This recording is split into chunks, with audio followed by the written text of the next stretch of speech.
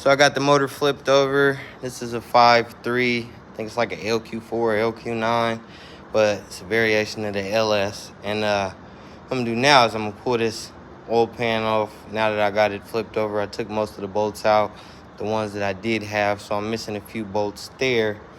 And yeah, and pull this last bolt out. It's pretty much all the way out. Whoa, okay. So let's see what's going on as I pull this off. So right off the back, I can tell I'm missing I'm missing the windows tray, oil pump, and a bolt here. This thing is real nasty on the inside. There's like beads of oil there. I see leaves. Still got an oil pump, which is pretty good. I don't know if that thing is any good. The cam doesn't look too bad down there. This actually looks cool. Other than that, it's just a bunch of gunk, leaves. You know, looks like it was sitting outside, so probably gonna have to clean up a lot of this stuff. But looking here, we got a bolt loose here. So I'm thinking maybe they took a glance at the bearings. So that's something I want to do. Maybe I'll check them out and see what they got going on.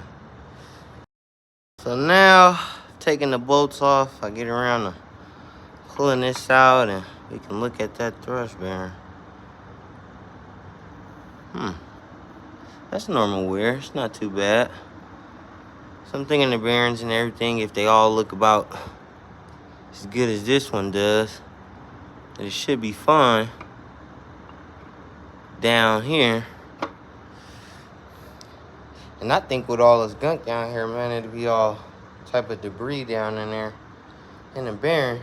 But if all of the other ones looked about the same, it's pretty much got a good crank, so I'll be able to reuse that. I think last time my crank was pretty good as well. These things do pretty good, and I like the 302s. 302s, I noticed the ones I've taken apart, the bearings on the crank are bad, but these are pretty cool. So yeah, pretty sound.